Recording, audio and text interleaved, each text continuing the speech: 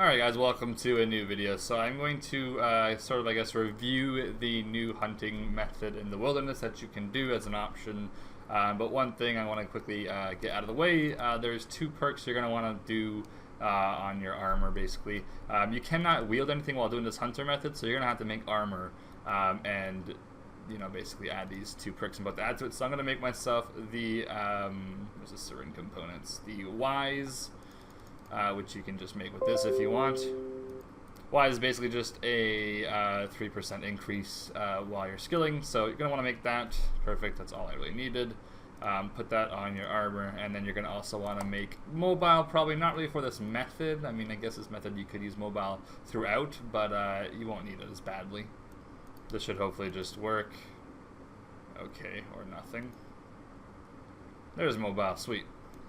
Now this is actually going to be useful as well for things like doing cache, if you want to do cache with, because obviously if you're doing cache you cannot wear anything in your weapon slot or your shield slot, obviously, while you're collecting the memories. So you just put these on and you can collect memories and just search the entire time. So yeah, this is basically what you want to have. You can either make top or bottom. I just made bottom because only other option I have is to make like a Gano top, which is more Gano flakes. But anyways, have these, and yeah, I guess we're gonna. Alright, so let's get right into it. At the moment, obviously, as you guys can tell, I'm using an Arctic Bear, and yes, as always, use Arctic Bear over Avatar. It is better, unless you can use both, then that's good, but just always use Arctic Bear. Obviously, Iron Man don't have avatars, but just discussing accounts in general, Arctic Bear, and I'm using the Tracker Aura. I think this is the master one. It's 7% chance of catching them or some crap like that, I think. As far as the experience go, I got 302k hunter, so basically 300k hunter in an hour, and I also got 60k agility experience in between that hour as well, because you get agility while doing barehanded fly catching, whatever hell it's called. Now in terms of a main account, obviously if you use Silverhawks, then the agility XP is kind of irrelevant. I guess it will save you some money if that's something to consider, I guess. But yeah, that is roughly 20 minutes of agility on an Iron Man account. Doing the wilderness course, so it's not too bad. And then you have 300k hunter XP, which needs to fill that 40-minute gap, and unfortunately it doesn't, because hunter is like 1 mil an hour doing crystallizing Grenwells. And then you also have the new Arc area where you can hunt. From what I've been told, it's like 1 mil an hour as well.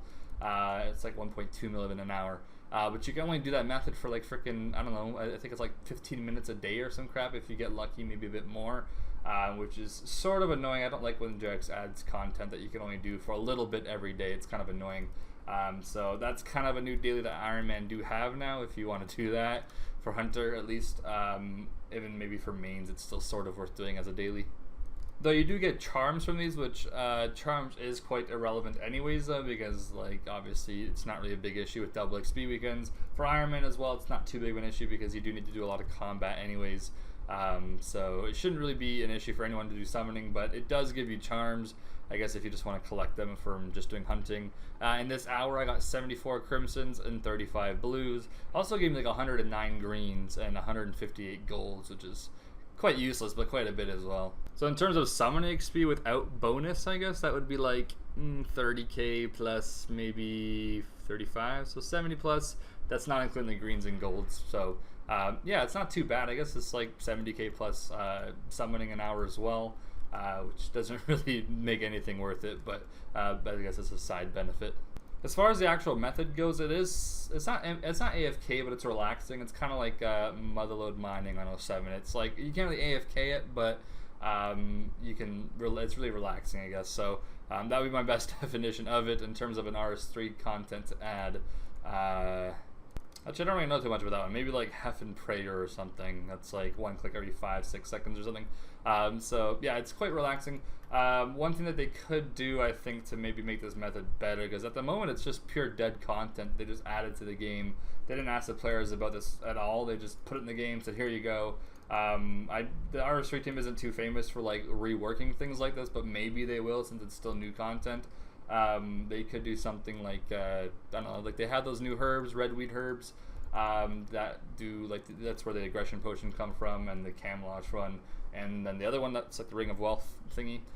They could make a potion for hunting here, maybe hunting in the wilderness or some crap like that. I guess maybe it has like a better chance of catching something in the wilderness, and maybe it attracts them to you or something. That way you don't have to run around so much to catch these things, because that's probably where most of the XP is lost, is having to run after them and chasing them so far away from their spawn point.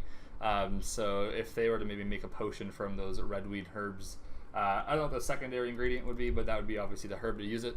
And then, yeah, this method might actually be like 400k hunt an hour by then, and then it's like almost worth it. Definitely worth it for Iron Man if it's like 400 and something k hunter an hour, and then like 70, 80k agility an hour would be. So if that was the case, probably worth doing for an Iron Man, but at the moment it is not worth doing at all. As long as you are buying your soul runes from the shops every day on your Iron Man account and maybe doing a little bit of the arc, you will not have any issues with hunters, so wouldn't really be worth doing.